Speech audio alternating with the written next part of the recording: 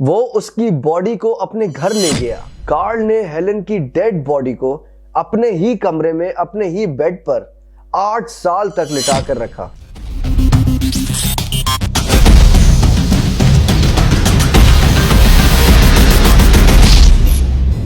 Hello and अस्सलाम वालेकुम, welcome to my YouTube channel. क्या कभी आप लोगों ने पोस्टमस मैरिज या नेक्रोगैमी के बारे में सुना है? अगर आप लोगों ने पहले इसके बारे में नहीं सुना तो लेट मी टेल यू, ये पोस्टमस मैरिज या नेक्रोगैमी एक ऐसी प्रैक्टिस है जिसमें दो लोगों के बीच एक नॉर्मल शादी होती है, लेकिन इन दो लोगों में से एक इंसान मरा हुआ होता है या डिसीज्ड होता है। ये कोई न्यूली क्रिएटेड प्रैक्टिस नहीं है। ये प्रैक्टिस सालों से चली आ रही है और किसी स्पेसिफिक कंट्री में नहीं बल्कि काफी जगह इसको प्रैक्टिस किया जाता है। फॉर एग्जाम्पल, अगर मैं बात करूं आप लोगों से चाइना की, तो चाइना में एक ट्रेडिशन फॉलो किया जाता है जिसे ये लोग मिंगहन या स्पिरिट मैरिज बोलते हैं, और ये शादी भी एक मरे हुए इंसान और एक जिंदा इंसान के बीच या दो मरे हुए लोगों के बीच हो सकती है। फ्रांस में भी इस पोस्टमस मैरिज को प्रैक्टिस किया जाता है और उनका कानून article 171 of French civil law इसकी इजाजत देता है लीगली। इंडिया में भी बिल्लावा कम्युनिटी, बदागस, कोमातिस और टोडास कम्युनिटी इसको सालों से प्रैक्टिस करती आ रही है, और ऐसी काफी सारी और कंट्रीज में भी इसको प्रैक्टिस किया जाता है। अभी रिसेंटली एक स्टोरी मेरी नजर से गुजरी तो मैंने उसे रिसर्च करना स्टार्ट किया और सोचा कि आप लोगों के साथ इसे शेयर करूं। ये कहानी है ड्रेसडन जर्मनी के रिहायशी कार्ल टेंजलर की, जिसकी पैदाइश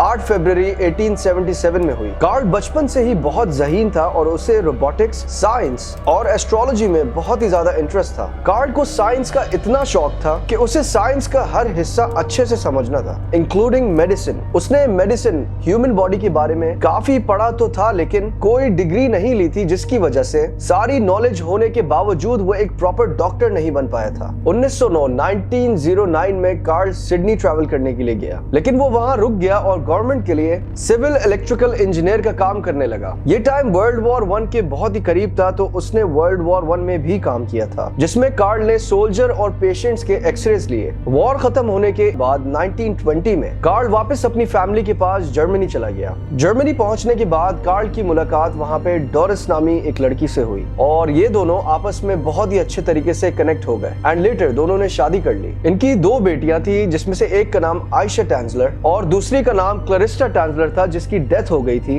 काफी ही छोटी एज में एक इन्फेक्शन की वजह से, जिसे डिप्थेरिया के नाम से जानते हैं। साल 1926 में कार्ल टेंजलर की फैमिली यूएस इमिग्रेट हो गई थी जर्मनी से। कार्ल रॉटरडैम से सेल करते हुए हवाना क्यूबा में पहुंचे और क्यूबा से वो जेफर हिल्स फ्लोरिडा में सेटल हो गए, जहां उनकी बहन भी काफी टाइम से माइग्रेट करके आकर सेटल हुई भी थी। इसके 1 साल बाद ही 1927 में पता नहीं क्यों कार्ल अपनी फैमिली को जेफर हिल्स में ही छोड़ के की वेस्ट फ्लोरिडा शिफ्ट हो गया, जहां उसने रेडियोलॉजी टेक्नीशियन की जॉब स्टार्ट करी यूएस मरीन हॉस्पिटल में under the name Carl von Cosel. अब कार्ल की फैमिली तो थी, लेकिन कार्ल को कुछ विजन्स आते थे, जिसकी वजह से उसने ये किया। कार्ल का ये क्लेम था कि उसे बचपन से ही बहुत ही अजीब से ख्वाब आते थे, जिसमें कार्ल के एंसेस्टर्स आके उसे एक लड़की के पास ले जाते थे, जिसकी आंखें बड़ी ही अट्रैक्टिव और साथ में उस लड़की के डार्क थिक बाल थे। और इन सब विजन्स और ख्वाबों की वजह से कार्ल को हमेशा से लगता था कि ये उसकी ड्रीम गर्ल है। मतलब उसको ये लगता था कि जो ख्वाबों में लड़की बार बार आ रही है वही उसका सच्चा प्यार है, उसकी वाइफ डोरिस नहीं, क्योंकि उसकी वाइफ उसके ख्वाबों में आने वाली लड़की से बिल्कुल ही ऑपोजिट थी। फिर फाइनली अप्रैल 22, 1930 में मरीन हॉस्पिटल में काम करते हुए कार्ल की मुलाकात हेलेन मिलाग्रो डी होयोस से हुई, जो कि एक क्यूबन अमेरिकन लड़की थी और वो वहां अपनी मदर के साथ अपने कुछ टेस्ट करवाने आई हुई थी। कार्ल उसको देख के वहीं रुक गया, क्योंकि हेलेन बिल्कुल कार्ल के ख्वाबों में आने वाली लड़की जैसी थी। बहुत खूबसूरत थी, अट्रैक्टिव आंखें थी और वही डार्क थिक बाल थे जैसे उसके ख्वाबों में आने वाली लड़की के थे। हेलेन को देखते ही कार्ल को उससे प्यार हो गया। हेलेन के फादर एक सिगार मेकर थे लोकल एरिया में, और हेलेन वहीं की वेस्ट फ्लोरिडा में पैदा हुई थी साल 1909 में। हेलेन की पहले ही शादी हो चुकी थी जब वो 17 साल की थी लुइस मेसा नामी एक लड़के से, जो उसे उनके बच्चे के मिसकैरेज होने की वजह से छोड़कर मियामी चला गया था। हेलेन की मुलाकात जब कार्ल से हुई तो उससे टीबी, ट्यूबरक्लोसिस डायग्नोज हो चुका था। उस टाइम टीबी बहुत ही लीथल हुआ करता था with no proper cure. Carl से हेलेन की ये सिचुएशन नहीं देखी जा रही थी, तो जब से हेलेन उस हॉस्पिटल में आई थी, कार्ल ने उसका बहुत ज्यादा ख्याल रखना शुरू कर दिया था और साथ साथ उसको ज्वेलरी और बहुत सारे कपड़े एज ए गिफ्ट देता था। इन सब के साथ साथ कार्ल अपने घर में और हॉस्पिटल में भी हेलेन के लिए दवाइयां बनाता था और टीबी के ऊपर मजीद पढ़ाइयां कर रहा था, क्योंकि कार्ल को उसकी जान बचानी थी किसी भी हाल में। कार्ल ने ओपनली हेलेन को अपनी फीलिंग्स भी एक्सप्रेस करी, लेकिन हेलेन ने ये एक्सेप्ट नहीं किया क्योंकि शी वाज ऑलरेडी मैरिड। साथ नहीं था उसका हस्बैंड, लेकिन हेलेन के दिमाग में था कि उसकी पहले से शादी हुई भी है, लेकिन वो उसे अप्रिशिएट बहुत करती थी क्योंकि वो अकेला इंसान था जो उसके लिए इतने एफर्ट्स कर रहा था और उसकी जिंदगी बचाने का एक ही होप था। मगर अफसोस, कार्ल को टीबी का सही क्योर नहीं मिल सका और हेलेन की डेथ हो गई ऑन 25 अक्टूबर 1931, कार्ल को मिलने के कुछ ही महीनों बाद। इन दोनों के बीच कोई ऐसा रिलेशन तो नहीं था, लेकिन कार्ल को हेलेन की डेथ की वजह से एक बहुत ही बड़ा सदमा लगा और कार्ल गुस्से में आकर उसकी फैमिली को बातें सुनाने लगा। कार्ल का ये कहना था कि हेलेन उस पे डिपेंडेंट थी और हमेशा उसे अपने पास रखना चाहती थी, मगर हेलेन की फैमिली के according it was completely opposite. Carl ने हेलेन के फ्यूनरल के लिए भी पैसे दिए और उसके लिए एक मौज़ोलियम भी बनवाया ताकि उसको दफन नहीं किया जाए जमीन के नीचे।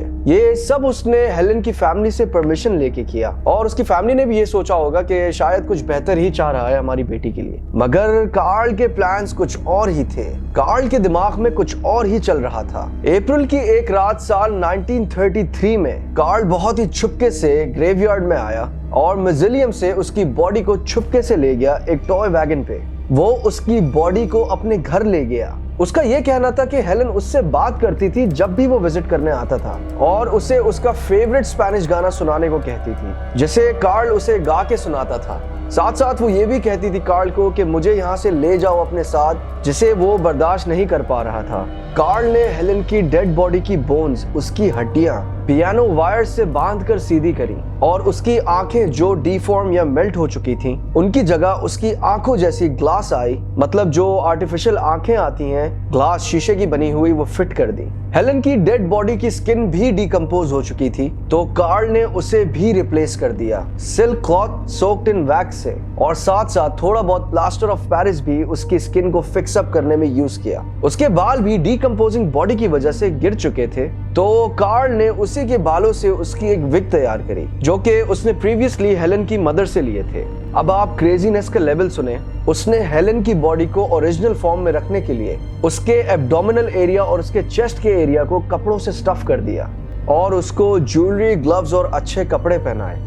उसने फिर हेलेन की बॉडी को मजीद डिकम्पोजिशन से बचाने के लिए काफी मिकदार में परफ्यूम्स, डिसइंफेक्टेंट्स और प्रिजर्विंग एजेंट्स भी यूज करना शुरू कर दिए। हेलेन की बॉडी को रिक्रिएट करने के बाद कार्ल ने हेलेन की डेड बॉडी को अपने ही कमरे में, अपने ही बेड पर 8 साल तक लिटा कर रखा। Can you guys imagine?